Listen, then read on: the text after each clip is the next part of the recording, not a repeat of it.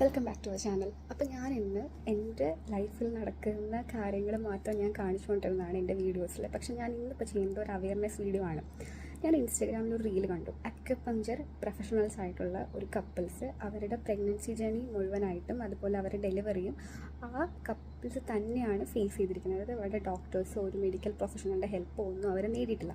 അതവർ സ്വന്തമായിട്ട് ചെയ്യുന്നു. അതൊക്കെ ഓരോ ആൾക്കാരുടെ പേഴ്സണൽ താല്പര്യമാണ് പ്രഗ്നൻസി എന്ന് പറയുന്നതും കുഞ്ഞുണ്ടാവുന്നതെന്ന് പറയുന്നതും അവരുടെ ഫാമിലി ലൈഫും എന്നൊക്കെ എനിക്കറിയാം. പക്ഷേ എങ്കിലും നമ്മൾ ഭയങ്കര ലക്കിയാണ്. കാരണം നമുക്ക് പഠിച്ചുകൊണ്ടൊരു വഴി കാണിച്ചു തന്നിട്ടുണ്ട്. നമുക്ക് മെഡിക്കൽ ഫെസിലിറ്റീസ് ഒരുപാടുണ്ട്, നമുക്ക് മെഡിക്കൽ പ്രൊഫഷണൽസ് ഒരുപാട് പേരുണ്ട്. അപ്പം ആസ് എ മെഡിക്കൽ സ്റ്റുഡൻറ്റ് എനിക്കറിയാവുന്ന കുറച്ച് നോളേജ്, അത് ഇപ്പം എൻ്റെ വീഡിയോസ് കാണുന്നത് ഭയങ്കര കുറച്ച് ആൾക്കാരാണെങ്കിലും ആ ആൾക്കാരിലേക്ക് ഒരു അവയർനെസ് എത്തിക്കുക എന്നുള്ള ഉദ്ദേശത്തോടു കൂടിയാണ് ഞാനിപ്പോൾ ഈ വീഡിയോ ചെയ്യുന്നത്. അപ്പം ആ വീഡിയോ കണ്ടതിന് ശേഷം എനിക്ക് എന്താ തോന്നിയെന്ന് വെച്ച് കഴിഞ്ഞാൽ, ഞാൻ ലേബർ കണ്ട ഒരാളാണ്, അല്ലെങ്കിൽ അവിടെ ഒരു ഡോക്ടറിൻ്റെ അല്ലെങ്കിൽ ഒരു നേഴ്സിൻ്റെ അല്ലെങ്കിൽ ആ ഒരു പ്രഗ്നൻസി ജേണിയിൽ ഒരു മെഡിക്കൽ പ്രൊഫഷണലിൻ്റെ ഹെൽപ്പ് എത്രത്തോളം ഇമ്പോർട്ടൻ്റ് ആണെന്ന് മനസ്സിലായിട്ടുള്ള ഒരാളാണ് ഞാൻ. അപ്പം ഒരു സ്ത്രീ പ്രഗ്നൻ്റ് ആവുന്നതിന് മുൻപ്, എനിക്കൊന്ന് ഇപ്പോഴത്തെ ഒരു കാലഘട്ടത്തിൽ നമ്മൾ പ്രഗ്നൻസി എന്നുള്ള കാര്യം പ്ലാൻ ചെയ്യുന്നതിന് മുൻപ്, അങ്ങനെ പ്ലാൻഡ് ആയിട്ടുള്ള പ്രഗ്നൻസി ആണെങ്കിൽ പ്രഗ്നൻ്റ് ആവുന്നത് കുഞ്ഞ് ഉണ്ടാകുന്നതിന് മുൻപ് തന്നെ അതിന് വേണ്ടുന്ന സ്റ്റെപ്സ് മെഡിക്കൽ പ്രൊഫഷണൽസിൻ്റെ ഹെൽപ്പോട് കൂടി അതിന് വേണ്ടുന്ന സ്റ്റെപ്സ് എടുക്കുന്ന ആൾക്കാരുണ്ട്. അതായത് ഫോളിക് ആസിഡ് ടാബ്ലറ്റ്സ് പ്രഗ്നൻ്റ് ആവുന്നതിന് മുന്നേ എടുക്കുന്ന ആൾക്കാരുണ്ട്. അതുപോലെ തന്നെ ഹസ്ബൻഡ് ആണെങ്കിലും സ്മോക്കിംഗ്, ആൽക്കഹോൾ കൺസംഷൻ അങ്ങനെയുള്ള കാര്യങ്ങളൊക്കെ നിർത്തിവെച്ച് പ്രോപ്പറായിട്ടുള്ള എക്സസൈസ് ചെയ്ത് റെഗുലറായിട്ടുള്ളൊരു പാറ്റേണിൽ ഹെൽത്തി ആയിട്ടുള്ളൊരു പാറ്റേണിൽ ലൈഫ് കൊണ്ടുപോയി അങ്ങനെ കൺസീവ് ചെയ്യുന്ന ആൾക്കാർ പോലും ഇപ്പോൾ ഉണ്ട്. അപ്പം എല്ലാവരും ഭയങ്കര കോൺഷ്യസ് ആണ്. നമുക്കുണ്ടാകുന്ന ഒരു കുഞ്ഞെന്ന് പറഞ്ഞു കഴിഞ്ഞാൽ അത് അത്രയും ഹെൽത്തി ആയിട്ടായിരിക്കണം പുറത്തേക്ക് വരുന്നത് എന്ന് ചിന്തിക്കുന്നതാണ് കൂടുതൽ പാരൻസ്. ഓക്കെ, അപ്പോൾ ഇവരിപ്പോൾ ഇത് സ്വന്തമായിട്ട് ചെയ്തു. അപ്പോൾ സ്വന്തമായിട്ട് ചെയ്യുന്നതിൻ്റെ പിന്നിലുള്ളൊരു ഭവിഷ്യത്ത് എന്താണെന്ന് വെച്ച് കഴിഞ്ഞാൽ, ഇപ്പം ചിലപ്പോൾ ചില ആൾക്കാർ അല്ലെങ്കിൽ ചില സ്ത്രീകളുടെ ശരീരം എന്ന് പറയുന്നത് അത്രയും ഹെൽത്തി ആയിട്ടുള്ള പാറ്റേണിലും അതല്ലെങ്കിൽ അവരുടെ ജനറ്റിക് ആയിട്ടുള്ള മൂലകങ്ങളുടെ ക്വാളിറ്റിയും കൂടുതലായിരിക്കും. അപ്പോൾ അങ്ങനെ ആകുമ്പോഴത്തേക്കും ലക്കി ആയിട്ട്, ശരിക്കും അവർ അത്രയും ലക്കി ആയതുകൊണ്ടാണ് ആ കുഞ്ഞിനും ആ അമ്മയ്ക്കും ഒരു അപകടവും കൂടാതെ ആ കുഞ്ഞ് പുറത്തേക്ക് വന്നത്. പക്ഷേ എല്ലാ കേസിലും അത് നടക്കണം എന്നില്ല. കാരണം പ്രഗ്നൻ്റ് ആയിരിക്കുന്ന സമയത്ത് കുഞ്ഞിനിപ്പം നമ്മൾ 20ാമത്തെ ആഴ്ചയിൽ ചെയ്യുന്ന അനോമലി സ്കാൻ പോലും സ്കിപ്പ് ചെയ്യുന്ന ഒരുപാട് ആൾക്കാരുണ്ടെന്ന് എനിക്ക് ആ കമൻറ്റ് കണ്ടപ്പോൾ മനസ്സിലായി. കാരണം ആ കമൻറ്റിൽ, ആ വീഡിയോയുടെ അടിയിലുണ്ടായിരുന്ന കമൻറ്റുകളിൽ കുറേ ആൾക്കാർക്കൊക്കെ ബോധമുണ്ട്. പക്ഷേ കുറച്ച് ആൾക്കാർ അൽഹംദുലില്ലാ, സുബ്ഹാനല്ലാ, ആഹാരം ഇനിയിപ്പം മെഡിക്കൽ ഡോക്ടർമാരുടെ ആവശ്യമില്ല എന്നൊക്കെ പറയുന്ന കുറേ കമൻറ്റുകൾ ഞാൻ കണ്ടു. പക്ഷേ അവിടെ ആലോചിക്കേണ്ട ഒരു കാര്യം എന്ന് പറഞ്ഞു കഴിഞ്ഞാൽ, ഒരമ്മ പ്രഗ്നൻ്റ് ആകുമ്പോൾ അവളുടെ ശരീരത്തിലുണ്ടാകുന്ന മാറ്റങ്ങൾ, ആ കുഞ്ഞിൻ്റെ വളർച്ച, ഇതൊക്കെ റെഗുലറായിട്ട് മോണിറ്റർ ചെയ്തിട്ടില്ല എന്നുണ്ടെങ്കിൽ നിങ്ങൾക്ക് ജനിക്കുന്ന കുട്ടി ചിലപ്പോൾ കാഴ്ചയില്ലാത്തതാവാം, ചിലപ്പോൾ കൈയില്ലാത്തതാവാം, ചിലപ്പോൾ കാലില്ലാത്തതാവാം, അല്ലെങ്കിൽ വൈകല്യമുള്ള കുഞ്ഞുങ്ങളാവാം. അതല്ലാന്നുണ്ടെങ്കിൽ ആ ഡെലിവറിയോട് കൂടി മരണപ്പെട്ടു പോകാം, അമ്മയും കുഞ്ഞും മരണപ്പെട്ടു പോകാം. കാരണം എന്ന് പറഞ്ഞു കഴിഞ്ഞാൽ ബർത്ത് ആസ്ഫിക്സിയ എന്ന് പറയുന്ന ഒരു മെഡിക്കൽ ടേം ഉണ്ട്. അതെന്ന് വെച്ച് കഴിഞ്ഞാൽ കുഞ്ഞിന് പ്രസവത്തിൻ്റെ സമയത്ത് അമ്മയുടെ യോനിയിൽ സ്റ്റക്കായിട്ട് നിന്നിട്ട് ശ്വാസം കിട്ടാതെ, ഓക്സിജൻ കിട്ടാതെ അവിടുന്ന് മരണപ്പെട്ടു പോകുന്നു, അല്ലെങ്കിൽ മരണപ്പെടാനോ അതല്ലെങ്കിൽ പിന്നീട് ആ കുഞ്ഞിന് അതിൻ്റെ ജീവിതകാലം മുഴുവൻ ഒരു രോഗിയായി തുടരേണ്ടതായ അവസ്ഥ വരികയോ ചെയ്യാം. അതുപോലെ തന്നെ ഡെലിവറിയുടെ സമയത്ത് പോസ്റ്റ് പാർട്ടം ഹെമറേജ് എന്നൊരു ടേം ഉണ്ട്. അതായത് ഡെലിവറി നടക്കുന്ന സമയത്ത് അമ്മയ്ക്ക് അധികമായി ബ്ലീഡിങ് വരുന്നു. ആ കണ്ടീഷൻ അതും അമ്മയെ തളർത്താം, അമ്മയ്ക്ക് ആരോഗ്യപരമായ പ്രശ്നങ്ങൾ ഉണ്ടാക്കാം. അതുപോലെ തന്നെ ഇതൊക്കെ മുന്നായിട്ട്, ഈ ഡെലിവറിക്ക് മുന്നായിട്ട് തന്നെ നമ്മൾ ചെയ്യുന്ന ചെക്കപ്പ് ആണെങ്കിലും സ്കാനിങ് ആണെങ്കിലും അമ്മ എടുക്കുന്ന ടാബ്ലറ്റ്സ് ആണെങ്കിലും ഇതൊക്കെ വളരെ അത്യാവശ്യമായ കാര്യമാണ്, വളരെ ഇമ്പോർട്ടൻ്റ് ആയിട്ടുള്ള കാര്യമാണ്.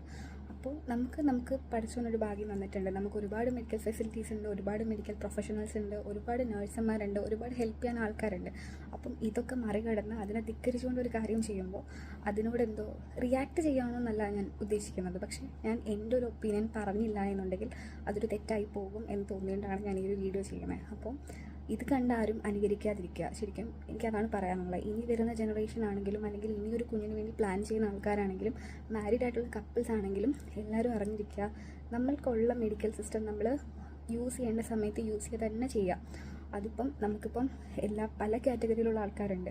അതായത് ഒരു ആവറേജ് ലെവലിൽ നിൽക്കുന്ന ആൾക്കാരുണ്ട്, വളരെ നല്ല രീതിയിൽ മുന്നോട്ട് പോകുന്ന ഒരു റിച്ച് ലൈഫ് ലീഡ് ചെയ്യുന്ന ആൾക്കാരുണ്ട്. പക്ഷേ ഈ എല്ലാ കാറ്റഗറിയിൽ പറ്റിയ ആൾക്കാർക്കും വേണ്ട മെഡിക്കൽ സിസ്റ്റം നമ്മുടെ നാട്ടിലുണ്ട്. അപ്പം നമ്മളത് യൂസ് ചെയ്യാതിരിക്കുമ്പോൾ നമ്മൾ ചെയ്യുന്ന മണ്ടത്തരമാണത്. നമ്മുടെ കുഞ്ഞിന് നമ്മൾ കൊടുക്കുന്നൊരു ഡേഞ്ചറാണത്. ഓക്കെ. അപ്പം അതുപോലെ തന്നെ ഞാൻ കേട്ടിട്ടുണ്ട് ചില പ്രഗ്നൻ്റ് ആയിട്ടുള്ള ലേഡീസ് ഡോക്ടേഴ്സ് ഫോളിക് ആസിഡിന് ടാബ്ലറ്റ് കൊടുക്കുമ്പോൾ അതൊക്കെ വെറുതെ കെമിക്കലാണ്, ഇംഗ്ലീഷ് മരുന്നാണെന്ന് പറഞ്ഞ് കഴിക്കാതെ കളയുന്ന ആൾക്കാരുണ്ട്.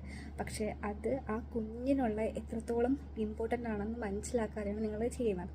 കാരണം ആ കുഞ്ഞിൻ്റെ ശാരീരികമായ വളർച്ചയ്ക്കും അതുപോലെ തന്നെ അതിൻ്റെ ബ്രെയിൻ വളർച്ചയ്ക്കും ഒക്കെ വളരെ അത്യാവശ്യമായിട്ടുള്ള കാര്യങ്ങളാണ് ഡോക്ടർമാർ കഴിക്കാനായിട്ട് നിങ്ങൾക്ക് മെഡിസിനായിട്ട് തരുന്നത്.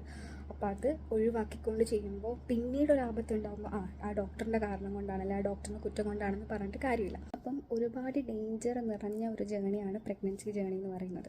അപ്പം അത് പ്രോപ്പറായിട്ട് കെയർ ചെയ്യാതെ, പ്രോപ്പറായിട്ടുള്ള മെഡിക്കൽ ഹെൽപ്പ് നേടാതെ അത് മുന്നോട്ട് കൊണ്ടുപോയിട്ട് ഒരു കുഞ്ഞിൻ്റെ ജീവന് ആപത്തുണ്ടാക്കുന്ന, അല്ലെങ്കിൽ ഒരു അമ്മയുടെ ജീവന് ആപത്തുണ്ടാക്കുന്ന തരത്തിൽ കാര്യങ്ങൾ ചെയ്യരുത് എന്നാണ് ഞാൻ ഉദ്ദേശിക്കുന്നത്.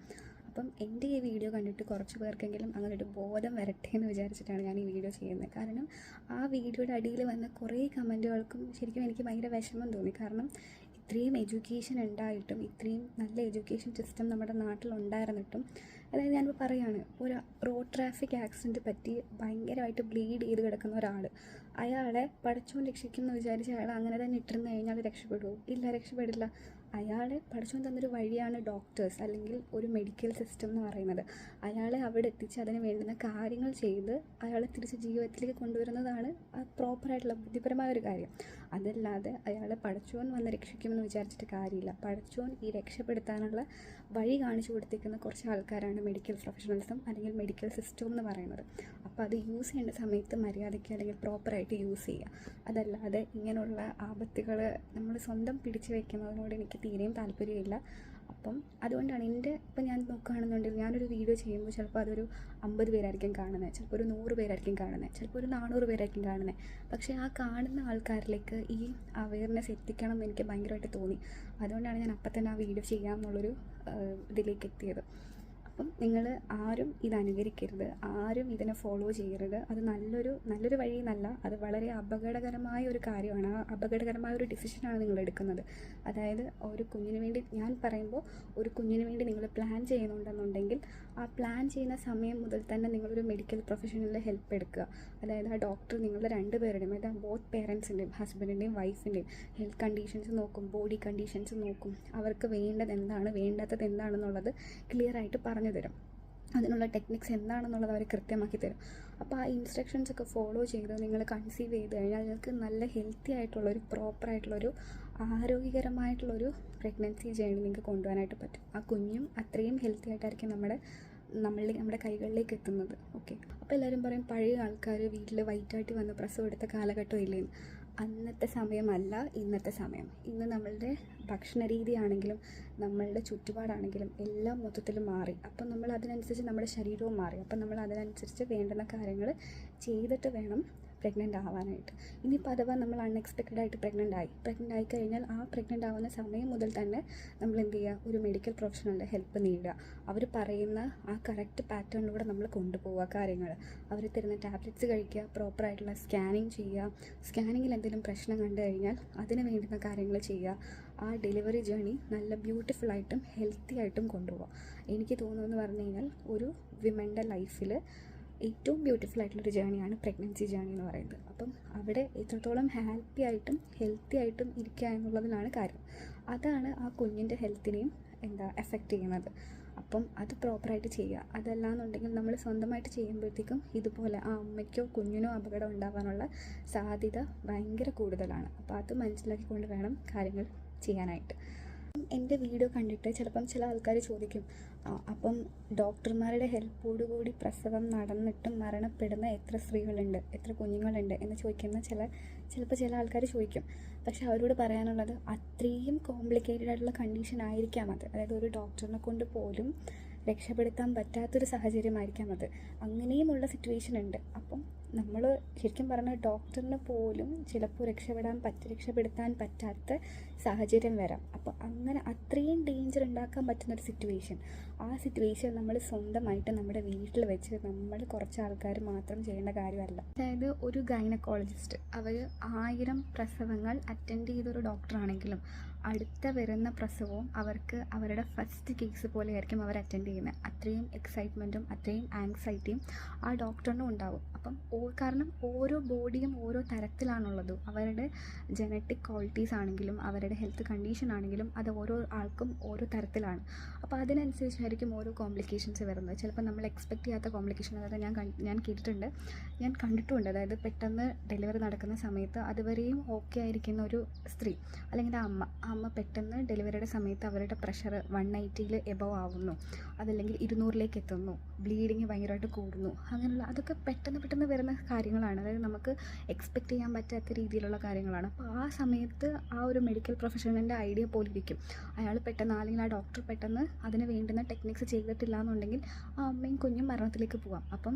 ഇപ്പം നമ്മൾ വീട്ടിൽ സ്വന്തം സാഹചര്യത്തിൽ പ്രസവിക്കുന്ന ഒരു സ്ത്രീ അങ്ങനെ പെട്ടെന്ന് ഉണ്ടായിക്കഴിഞ്ഞാൽ എന്ത് ചെയ്യും?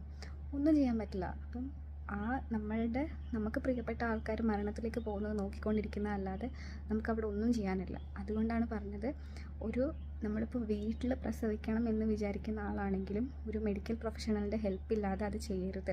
അത് മണ്ടത്തരമാണ്. സ്വന്തമായിട്ട് കാര്യങ്ങൾ ചെയ്യുന്നത് അല്ലെങ്കിൽ അത്രയും നോളജും അത്രയും പ്രാക്ടീസും ഉള്ള ഒരാളായിരിക്കണം. അങ്ങനെയാണെന്നുണ്ടെങ്കിൽ കുഴപ്പമില്ല, സ്വന്തമായിട്ട് ചെയ്യുന്നതുകൊണ്ട് യാതൊരു പ്രശ്നവുമില്ല, വേറൊരു ഡോക്ടറിൻ്റെ ഹെൽപ്പ് മേടിക്കേണ്ട ആവശ്യവുമില്ല. പക്ഷേ അങ്ങനെ അല്ലാത്ത സാഹചര്യത്തിൽ ഉറപ്പായിട്ടും നിങ്ങളൊരു മെഡിക്കൽ ഹെൽപ്പ് നേടിയിരിക്കണം. അതുപോലെ തന്നെ ഡെലിവറിയുടെ സമയത്ത് കുഞ്ഞ് മീക്കോണിയം പാസ് ചെയ്യുന്നത്, അതായത് മഷിയിടുന്നത്, അതേപോലെ തന്നെ അമ്മയ്ക്ക് കുഞ്ഞിനെ പുറത്തേക്ക് കൊണ്ടുവരാനുള്ള അത്രയും ഒരു സർഫസ് ഏരിയ ഇല്ലയെന്നുണ്ടെങ്കിൽ അവിടെ എപ്പിസിയോട്ടമി ചെയ്യുന്നത്, അതായത് നമ്മുടെ വജീനൽ വോളിനെ കുറച്ച് കട്ട് ചെയ്ത് കുഞ്ഞിന് പുറത്തേക്ക് ഈസി ആയിട്ട് കൊണ്ടുവരാൻ ശ്രമിക്കുന്നത്. ഇതൊക്കെ നമുക്ക് സ്വന്തം ചെയ്യാൻ പറ്റുന്നതെന്ന് തോന്നുന്നുണ്ടോ? ഇല്ല, പറ്റില്ല. ഉറപ്പായിട്ടും അതൊരു മെഡിക്കൽ പ്രൊഫഷണലിൻ്റെ ഹെൽപ്പോട് കൂടി മാത്രമേ നടക്കുള്ളൂ.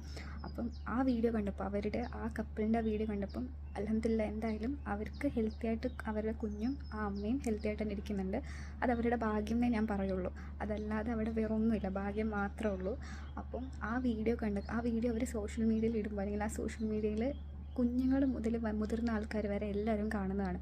അപ്പോൾ ചിലർക്ക് ചില തോന്നൽ വരും, അല്ലെങ്കിൽ പിന്നെ ഞാനിതൊന്ന് ട്രൈ ചെയ്ത് നോക്കാം എന്നൊരു തോന്നലൊക്കെ വരാം. പക്ഷേ അതൊക്കെ ഭയങ്കര മണ്ടത്തരമാണ്. അപ്പോൾ അതിൻ്റെ അടിയിൽ വന്ന കുറേ കമൻറ്റുകൾ കാരണമാണ് എനിക്കിങ്ങനൊരു വീഡിയോ ചെയ്യണമെന്ന് തോന്നിയത്. കാരണം എൻ്റെ വീഡിയോ കാണുന്ന ആൾക്കാർക്കെങ്കിലും ഇപ്പം നിങ്ങൾക്കൊരു റിലേറ്റീവ് ഉണ്ട്, അല്ലെങ്കിൽ നിങ്ങൾക്കൊരു ഫ്രണ്ട് ഉണ്ട്, അവർ മാരീഡ് ആണ്, അല്ലെങ്കിൽ ഒരു പ്രഗ്നൻസിക്ക് പ്ലാൻ ചെയ്യുന്നുണ്ട്, അപ്പോൾ നിങ്ങൾക്കിത് പറഞ്ഞു കൊടുക്കാനെങ്കിലും പറ്റട്ടെ എന്ന് വിചാരിച്ചിട്ടാണ് ഞാനൊരു വീഡിയോ ചെയ്യുന്നത്. അപ്പം എന്തായാലും ഒരു ലോങ് വീഡിയോ തന്നെയാണ്. അപ്പോൾ ഇത് കണ്ടതിന് ഒരുപാട് നന്ദി. ആൻഡ് എൻ്റെ വീഡിയോ ഇഷ്ടപ്പെട്ടിട്ടുണ്ടെങ്കിൽ ലൈക്ക് ചെയ്യുക, ഷെയർ ചെയ്യുക, സബ്സ്ക്രൈബ് ചെയ്യുക. ഇനിയിപ്പോൾ ഇതൊന്നും ചെയ്തിട്ടില്ല എന്നുണ്ടെങ്കിലും കുഴപ്പമില്ല, കാരണം ഇതൊരു അവയർനെസ് വീഡിയോ ആണ്. നിങ്ങൾക്കറിയാവുന്ന ആൾക്കാരിലേക്ക്, നിങ്ങൾക്ക് ഇത് ആവശ്യമുണ്ടെന്ന് തോന്നുന്ന ആൾക്കാരിലേക്ക് ഈ വീഡിയോ എത്തിച്ചു കൊടുക്കുക, അല്ലെങ്കിൽ ഇതിൽ നോളേജ് പറഞ്ഞു കൊടുക്കുക. കാരണം ഇത് അത്രയും സീരിയസ് ആയിട്ടുള്ളൊരു കണ്ടീഷൻ തന്നെയാണ്. ഇത് നമ്മൾ പ്രോപ്പറായിട്ട് ആ പ്രഗ്നൻസി ജേണി കൊണ്ടുപോയിട്ടില്ല എന്നുണ്ടെങ്കിൽ നമുക്ക് നമ്മുടെ കുഞ്ഞിനെ നഷ്ടപ്പെടാം. അതുമല്ല എന്നുണ്ടെങ്കിൽ പ്രസവത്തോടു കൂടി ആ അമ്മയെ നഷ്ടപ്പെടാം. പ്രിയപ്പെട്ടവർക്ക് അപകടങ്ങൾ ഉണ്ടാക്കാതിരിക്കാനായിരിക്കും നമ്മൾ മിക്ക ആൾക്കാരും ശ്രദ്ധിക്കുന്നുണ്ടാവുക. അപ്പം അതുകൊണ്ടാണ് ഞാൻ ഈ വീഡിയോ ചെയ്തത്. Anyway, thank you. ബൈ.